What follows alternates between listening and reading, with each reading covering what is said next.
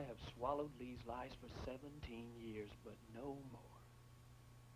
Stop torturing yourself, Chris. You mean stop feeling sorry for myself, and you're right. I am finished with that. I finally kicked the habit. I don't have to bend anybody's ear anymore with that poor me talk. I can finally see my brother for what he is. What's the matter, Sandy? You want to pretend he's still a clean-cut, good-hearted guy who just had a lot of bad luck? No, but... But he's your husband, and you have some twisted obligation to defend him. He's in jail now. What's the point? The point is, the game is over. The game? The game that Lee and I have been playing for 17 years, the sickest game in town. For all those years, Lee told me Ann Howard pushed me off the bluff and caused my blindness, and I believed him. That was the start of the game. And then he took care of me and protected me, and I felt dependent and grateful, so grateful to be Lee Weber's brother. That's the only way I ever thought of myself, was Lee Weber's brother. And as a charity case, a helpless, stumbling, frightened, blind charity case. And all the while, I hated Ann Howard and loved Big Brother Lee. So he paid the bills, and I worshipped him. And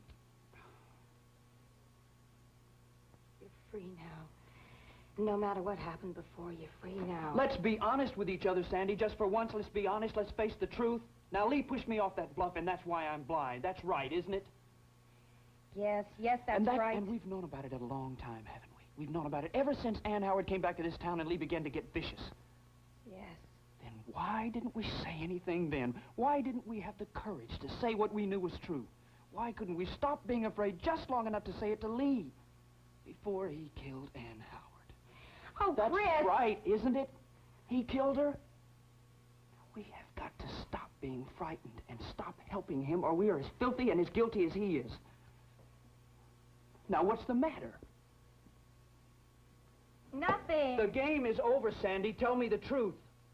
I don't want to talk about it. What do you want me to do? Push you around, treat you like he did? Is that the only thing you understand? I'm still afraid of him. I want to tell you, but I can't. I'm still afraid. What do you want to tell me?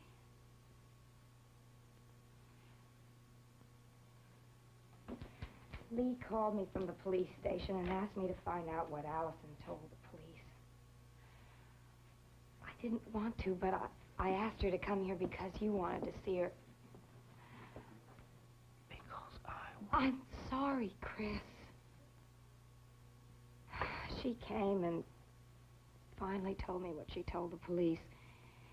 She saw Lee on the beach road the day Ann Howard died.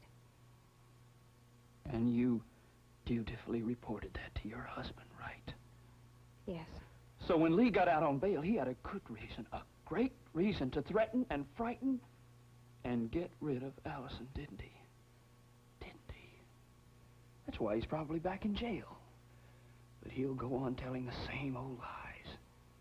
Don't you see, Sandy, he has got to be stopped. He is in jail for the murder of Ann Howard, but with Stephen Cord defending him, there is a chance he might go free. And I can't let that happen. He has got to be punished for what he did to Ann Howard and Allison. And for what he did to you.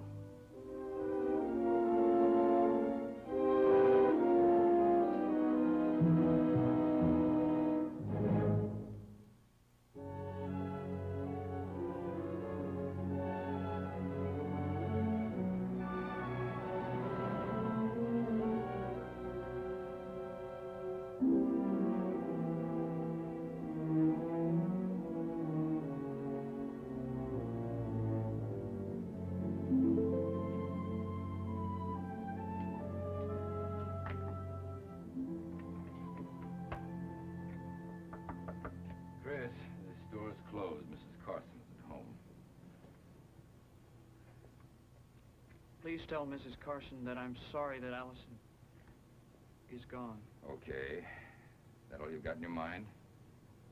You don't really want to hear what I have to say to you, do you, Mr. Carson?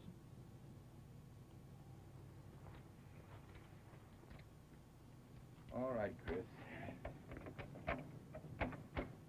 Go on in.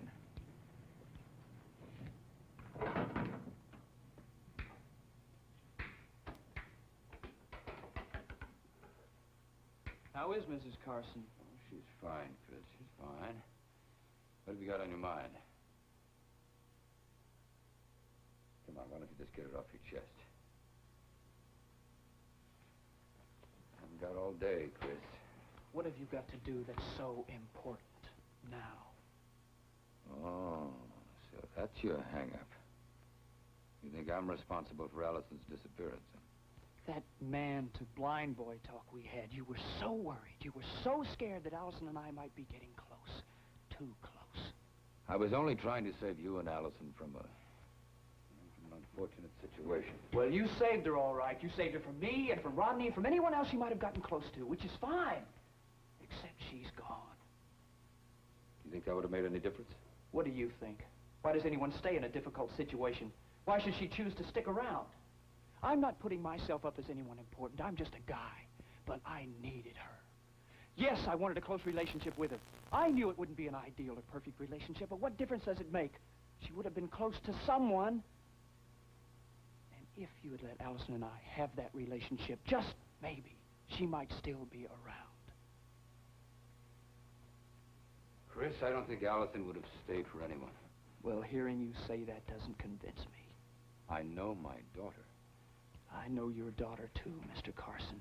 I know how hungry she was for someone to care for her. Even the way you talk about her is cockeyed. She wasn't your daughter anymore, Mr. Carson. She was a young woman looking for someone to make her believe she existed, that she was important. She didn't get it from you, and you made sure she didn't get it from anyone else.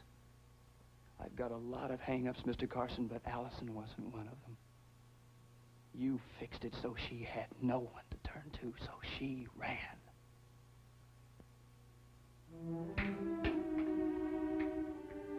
And you can take a lot of credit for that, Mr. Carson, because one of the reasons she left this town was to get away from you and your compulsive, strangling protection of her.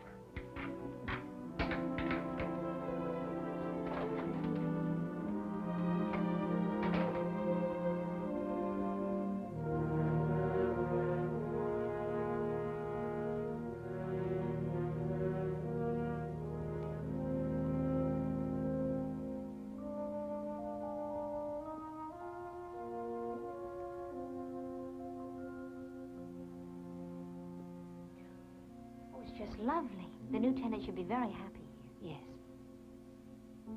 Have you heard from Allison? Elliot's checking at the police station now. I'm sure you'll hear from her. So am I, Betty. But until you do, you'll need someone to help with everything. I'd like to volunteer.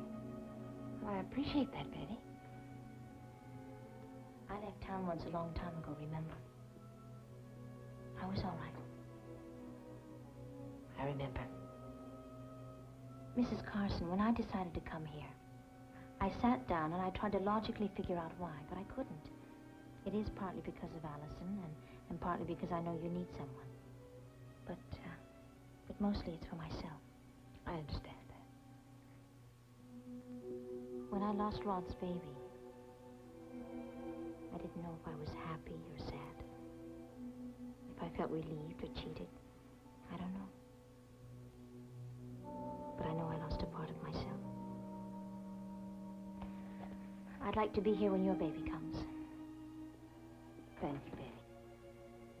Well, we'd better get going or Baby Carson is going to find himself camped in the middle of a department store.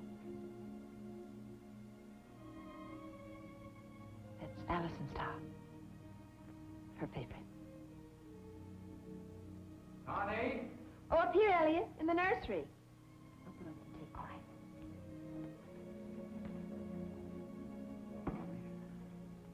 Mr. Carson? Oh, Betty. Betty's offered to help out until Allison comes back. Well, that's very nice of you. Thank you. Any news? No, nothing. I'll get the tea. Oh, thank you. I mean, the police are all very sympathetic and they're very kind, but Allison's just another statistic as far as they're concerned. I mean, they do all the right things at the right time, but I know they're not going to come up with a thing. They're doing everything they can. So are you. Oh, am I, dear? You know, maybe if you went to New York. New York?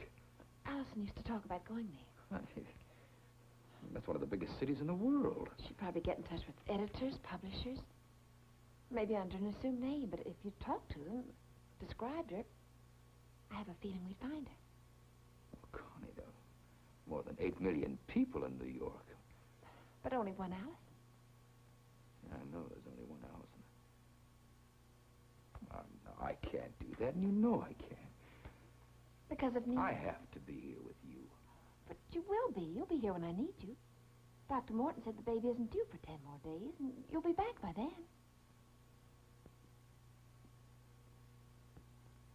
No, it's impossible. You'll be doing something for us. Something we'd do together if we could. I suppose I could catch a plane from New York and be back in a few days. Then it's settled. But only on one condition, that we find someone to stay with you. Betty said she'd help. You sure you'll be all right? I'll go talk to Betty. Oh. I love you, Mrs. Carson. I love you very, very much.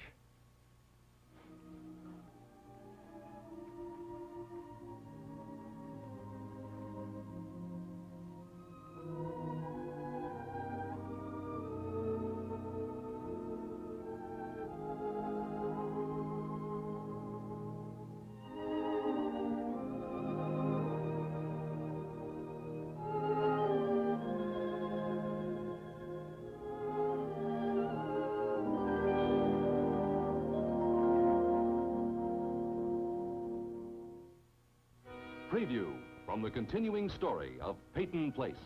That's the price. And I don't know if I can pay it. I shouldn't have to remind you that you're my legal representative in Peyton Place. Well, I'm afraid I can't afford to be anybody else's but my own right now. You've been twisted inside out while she's been teasing you along all the way. Stop it! Stop it! I don't want to hear anything against her, not ever.